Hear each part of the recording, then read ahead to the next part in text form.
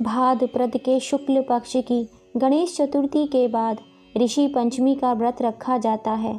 इस दिन सप्तऋषियों की पूजा करते हैं। इस दिन महिलाएं परिवार की सुख शांति और समृद्धि के लिए व्रत रखती हैं। व्रत के दौरान ऋषि पंचमी व्रत की कथा भी सुनी जाती है। ऋषि पंचमी कोई त्योहार नहीं है, बल्कि महिलाओं के द्वारा सप्तऋषियों यानी 7 ऋषियों को श्रद्धांजलि देने और रजस्वला दोष से शुद्ध होने के लिए रखा जाने वाला एक उपवास है। चलिए जानते हैं कहानी के माध्यम से। एक समय राजा सिद्धार्थ धर्म का अर्थ जानने की इच्छा से ब्रह्मा जी के पास गए।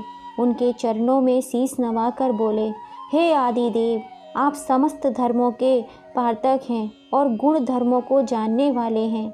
आपके श्री मुख से धर्म चर्चा श्रवण कर मन को अत्यधिक शांति मिलती है। भगवान के चरण कमलों में प्रीति बढ़ती है। वैसे तो आपने मुझे नाना प्रकार के व्रतों के बारे में बताया है। अब मैं आपके मुखार विंद से उस श्रेष्ठ व्रत को सुनने की अभिलाषा रखता हूँ, जिसके करने से प्राणियों के समस्त पापों का नाश हो जाता है। राजा के ऐसे वचन सुनकर ब्रह्मा जी ने कहा, हे श्रेष्ठ, तुम्हारा प्रश्न अति उत्तम है और धर्म में प्रीति बढ़ाने वाला है। मैं तुमको समस्त पापों को नष्ट करने वाला सर्वोत्तम व्रत करके बारे में बताता हूँ। यह व्रत ऋषि पंचमी के नाम से जाना जाता है। इस व्रत को करने वाला प्राणी समस्त पापों से सहज छुटकारा पा लेता है। विदर्भ देश में उत्तक नामक एक सदाचारी ब्राह्मण रहता था। उसकी पत्नी बड़ी ही पतिव्रता थी, जिसका नाम सुशीला था। वह ब्राह्मण के एक पुत्र था और 2 पुत्री संतान थी। विवाह योग्य होने पर उसने समान कुशील वर के साथ अपनी कन्या का विवाह कर दिया। देव योग से कुछ दिनों बाद वह विधवा हो गई। दुखी ब्राह्मण दंपत्ति कन्या सहित गंगा के तट पर कुटिया बनाकर रहने लगी। एक दिन ब्राह्मण कन्या सो रही थी। उसका शरीर कीड़ों से भर गया। कन्या ने सारी बात आकर अपनी माँ से कही। माँ ने पति से कहते हुए पूछा, हे प्राणनाथ, मेरी बेटी साध्वी कन्या है, फिर उसकी यह गति किस कारण हो रही है? उत्तक ने समाधि द्वारा इस घटना का पता लगाया। पूर्व जन्म में यह कन्या ब्राह्मणी थी। इसने रजस्वला होते हुए भी बर्तन छू दिए थे और इस जन्म में भी इसने लोगों की देखा देखी ऋषि पंचमी का व्रत नहीं किया, इसीलिए इसके शरीर में कीड़े पड़ गए हैं। धर्मशास्त्रों की मान्यता है, रजस्वला स्त्री पहले 3 दिन चांडालनी, दूसरे दिन ब्रह्मधारिणी, तीसरे दिन धोबिन के समान अपवित्र होती है। वह चौथे दिन स्नान करके शुद्ध होती है। यदि यह शुद्ध मन से अब भी ऋषि पंचमी का व्रत करे तो इसके सारे कष्ट दूर हो जाएंगे और अगले जन्म में अटल सौभाग्य प्राप्त करेगी। पिता की आज्ञा से पुत्री ने विधि पूर्वक ऋषि पंचमी का व्रत पूजन किया। इस व्रत के प्रभाव से वह सारे दुखों से मुक्त हो गई। अगले जन्म में उसे अटल सौभाग्य सहित अक्षय दुखों का भोग मिला। अब हम सुनेंगे ऋषि पंचमी की दूसरी कथा। सतयुग में विदर्भ नगरी में श्रेयनजित नामक राजा होते थे। वह ऋषियों के समान थे। उन्हीं के राज में एक कुशक सुमित्र था। उसकी पत्नी जयश्री अत्यंत प्रतिव्रता थी। एक समय वर्षा ऋतु में जब उसकी पत्नी खेती के कामों में लगी हुई थी तो वह रजस्वला हो गई। उसको रजस्वला होने का पता लग गया, फिर भी वह घर के कामों में लगी रही। कुछ समय के बाद वह दोनों स्त्री पुरुष अपनी अपनी आयु भोग कर मृत्यु को प्राप्त हुए। जयश्री तो कुतिया बनी और सुमित्रा को रजस्वला स्त्री के संपर्क में आने के कारण बैल की योनि मिली। क्योंकि ऋषि दोष के अतिरिक्त इन तीनों का कोई अपराध नहीं था, इसी कारण इन दोनों को अपने पूर्व जन्म का समस्त विवरण याद रहा। वे दोनों कुतिया और बैल के रूप में उसी नगर में अपने बेटे सुचित्र के यहाँ पर रहने लगे। धर्मात्मा सुचित्र अपने अतिथियों का पूर्ण सत्कार करता था।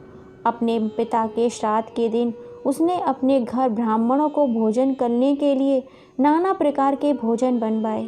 जब उसकी स्त्री किसी काम के लिए रसोई से बाहर गई तो उसने सर्प ने रसोई में खीर के बर्तन में विष कर दिया था।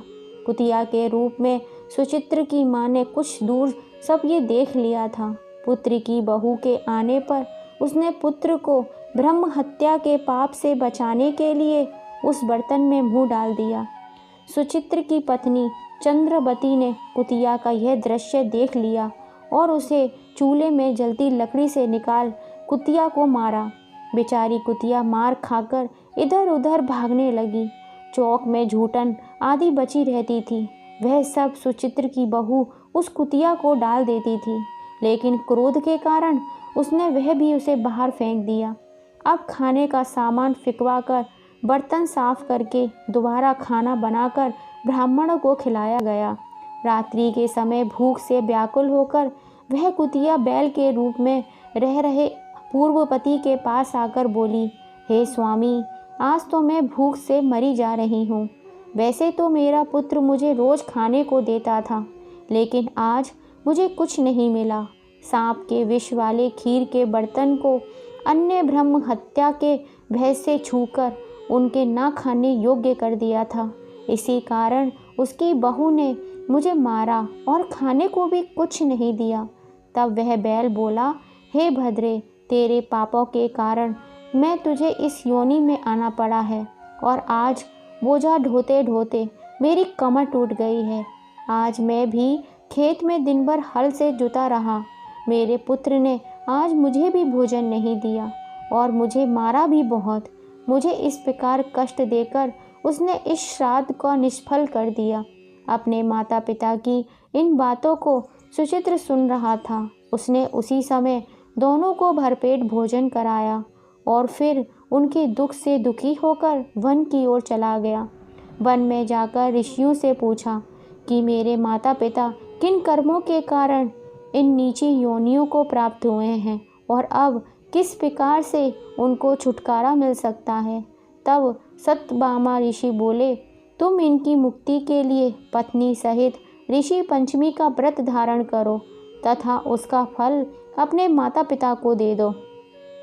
भाद्रपद महीने की शुक्ल पंचमी को मुख शुद्ध करके मध्यम नदी के पवित्र जल में स्नान करना और नए रेशमी कपड़े पहनकर अरुंधति सहित सप्त ऋषियों की पूजा करना। इतना सुनकर सुचित्र अपने घर लौट आया और अपनी पत्नी सहित विधि विधान से पूजन व्रत किया। उसके पुण्य से माता पिता दोनों पशु योनियों से छूट गए। इस प्रकार भगवान ऋषि की उन पर कृपा हुई। तो बोलो भगवान श्री गणेश की जय। बोलो भगवान सप्त ऋषि की जय।